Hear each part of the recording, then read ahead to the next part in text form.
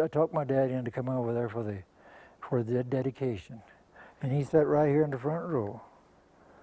And you know, I'd never realized it, but I had never spoken in front of an important group with the governor sitting by me here and the superintendent here and all these guys in their dark suits and everything. And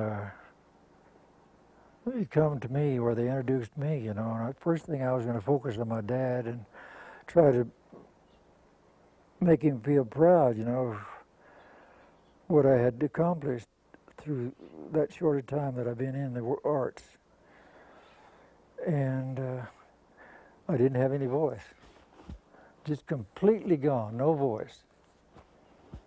So we went on home, and then we came back for another kind of a final dedication. And I told my wife, as we were leaving, I said, let me go over there and look just one more time through the window, because the statue is all lit up there in the auditorium. Had spotlights on it from the day before. I walked in there and I'm up to the window like that, looking through there, and this Anglo guy is probably just passing through or lives in town. And he nudged me like that. He says, how would you like to do something like that? I never got to prove to my dad that there was a little money in sculpture or the arts. There's no way in the world.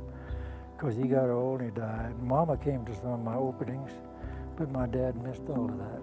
And he's the one that didn't care too much about my decision.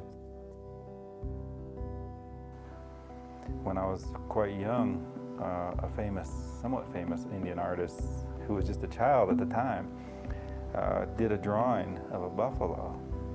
And it was from Allan's sketchbook, and the guy copied it exactly. It was a beautiful little drawing. I didn't have any ideas about copying or anything. And I showed it to my dad, and he looked at it and just nothing. He wasn't impressed at all. You know, here's a teenage boy copying his style, and he doesn't impress. He said anybody can copy, and he walked away. And that's how he felt about other people not taking their own road, not taking their own direction. He just wasn't impressed unless you did your own thing.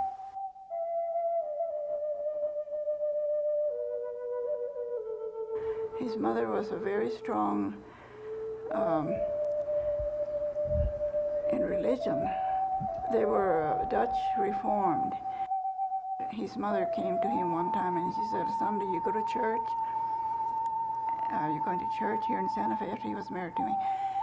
And he says, well, Mother, we know there is a God. I know that there's someone bigger whom I have to respond to. So I can go out in the mountains and the streams and the air and the beauty of the sky. I feel that that is a religion for me. And that's what he felt. And that's the way I feel too. I never saw him practice any type of a ritual. But I did see him approach stone. I watched him approach a new stone, and something about him and the stone. There was a relationship right away. As soon as he walked up, you can see him looking at it.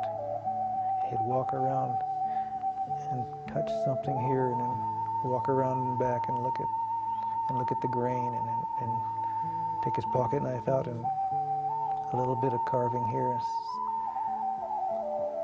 And put his hands on it. And then that's all he would do.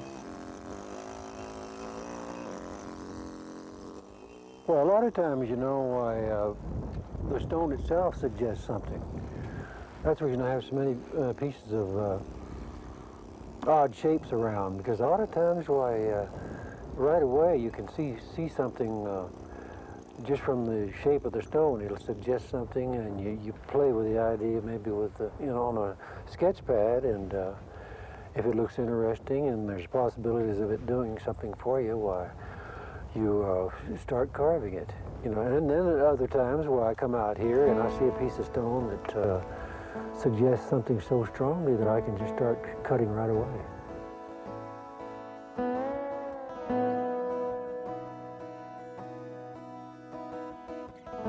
his drawings show the spirit of what he was trying to convey.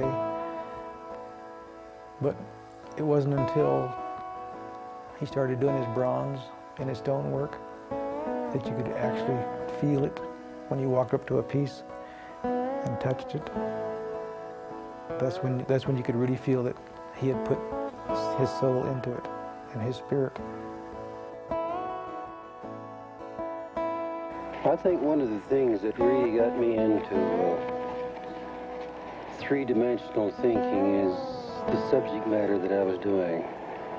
I wanted to put something across that was very forceful, something that had a lot of action. I didn't seem to be able to get it in painting.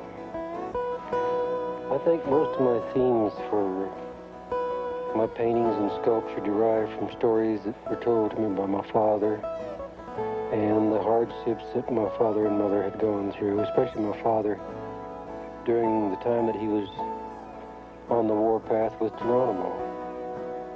I have always tried to give the Indian as much pride as I could.